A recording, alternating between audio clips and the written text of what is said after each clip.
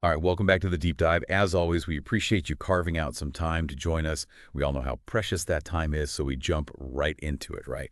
Today, we're taking a deep dive into something that's super, super practical and really crucial for anyone working with livestock, which is obviously keeping those animals healthy. Right. We've got a great YouTube video here from Excel Africa Farm TV, and it's chock full of biosecurity tips, like real hands-on stuff.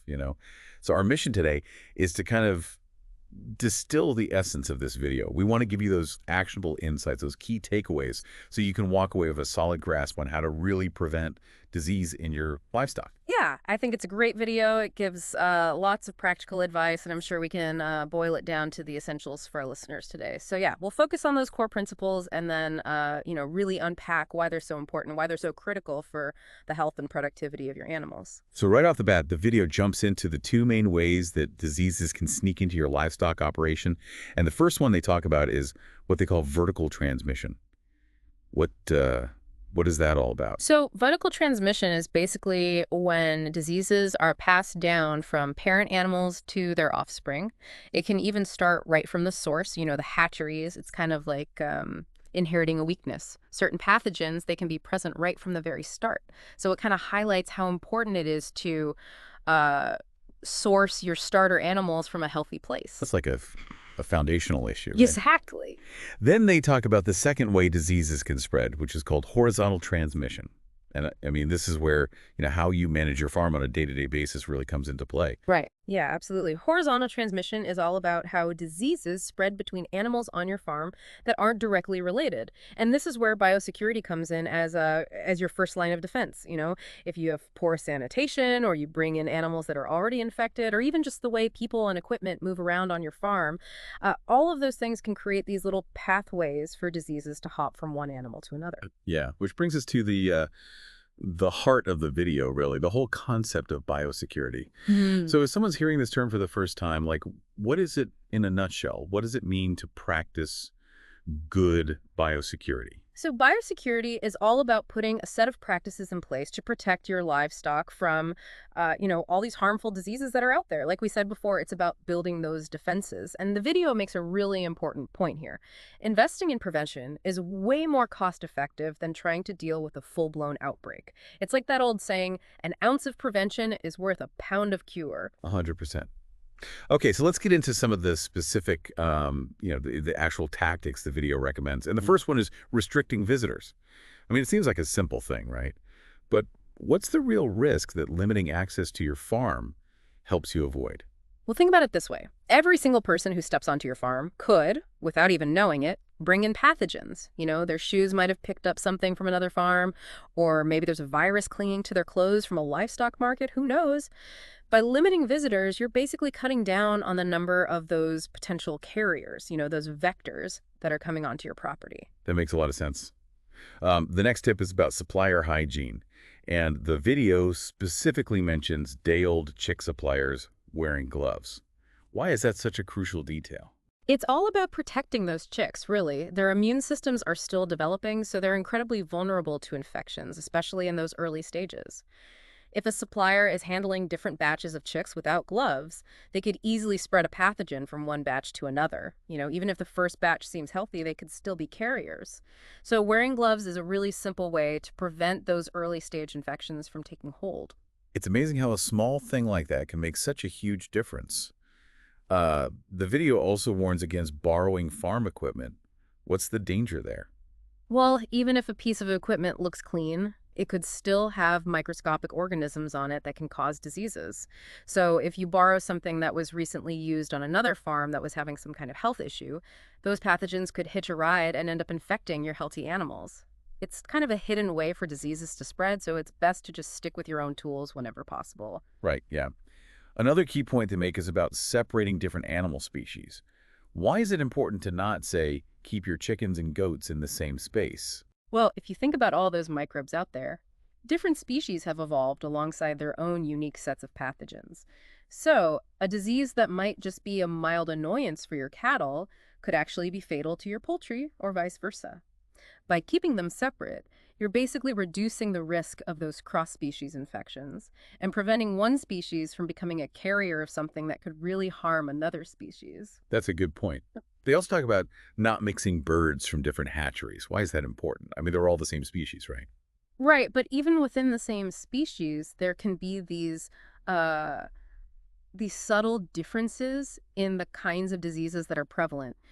Different hatcheries might have different hygiene practices, which means they could have different strains of common germs circulating in their flocks. So if you introduce birds from a different hatchery, you could accidentally introduce a new strain of a pathogen that your existing flock has never encountered before, and they might not have any resistance to it. Interesting. Okay, so now moving on to some more personal habits, the video emphasizes the importance of keeping your farm clothes and shoes separate from your regular clothes. I mean, that seems like basic hygiene, but what's the biosecurity rationale behind it? Think about all the places your regular clothes and shoes go, public spaces, places where other animals might have been. It's so easy to pick up all kinds of contaminants from the environment. By having dedicated farm clothes and shoes, you're basically creating a clean barrier, preventing those outside pathogens from getting into the controlled environment where your livestock live. Yeah, I get it. They also spend some time talking about pest control, specifically mentioning rats, insects, snakes, and wild birds. Why are those creatures such a threat to livestock health? Those pests can act as what we call vectors, meaning they can carry and transmit diseases without necessarily getting sick themselves. For example, rats are notorious for spreading bacteria, insects can transmit viruses, and wild birds can carry things like avian influenza. So controlling those populations is really important for breaking those chains of transmission and keeping your farm healthy. Right, so they're kind of like middlemen for spreading diseases. Exactly. Then they circle back to another personal hygiene practice, which is consistently wearing gloves when you handle your birds. We talked about suppliers earlier, but why is this important for you, the farmer, when you're interacting with your flock? Even if you wash your hands regularly, your bare hands can still harbor those transient microorganisms. So when you're working closely with your birds, wearing gloves acts as a really effective barrier. It minimizes the risk of accidentally transferring any potential contaminants directly to your animals. It's a simple habit, but it can really make a difference in preventing the spread of minor infections. Okay, makes sense. Maintaining overall cleanliness and hygiene in the pens is also something they emphasize. And, I mean, that seems obvious, but what are the key elements of that from a biosecurity perspective? It's more than just keeping things looking nice and tidy. Regular cleaning and disinfection actually reduces the number of those disease-causing organisms in your animal's environment. So removing manure, cleaning surfaces, using the right disinfectants, all of those things help break those chains of infection and lower the overall risk of disease outbreaks. So it's about actively reducing the presence of those pathogens, not just making things look good. Right, exactly. And they specifically say that clean and running water is essential. Why is the running part so important? Because if water just sits there, stagnates, it can become a breeding ground for bacteria and other nasty stuff. A constant supply of clean, running water ensures that your animals are always drinking fresh, uncontaminated water, which is crucial for their health and helps prevent waterborne diseases. Makes sense. Another specific recommendation is keeping broilers and layers separate. Why is that beneficial?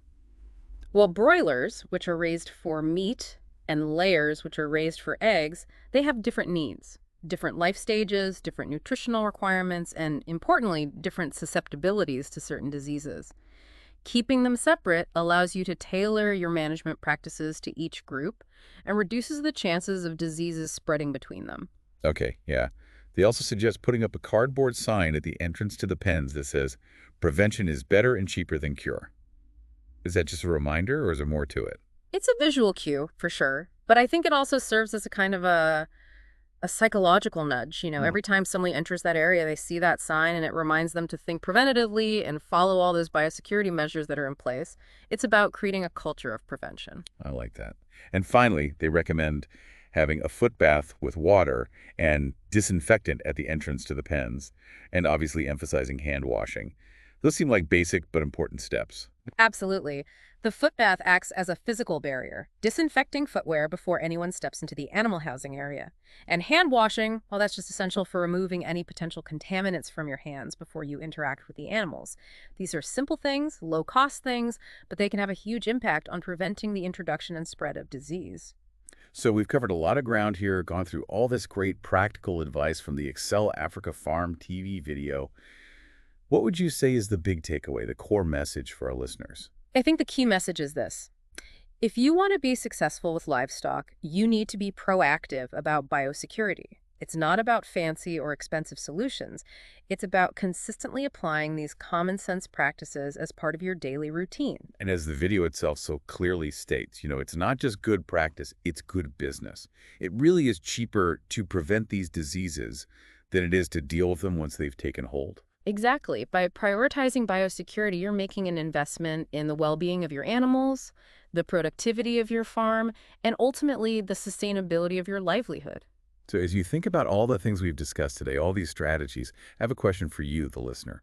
What's one specific step you could take, or maybe something you could research further, to really bolster biosecurity on your farm? What's one thing you can start doing today to put these ideas into action?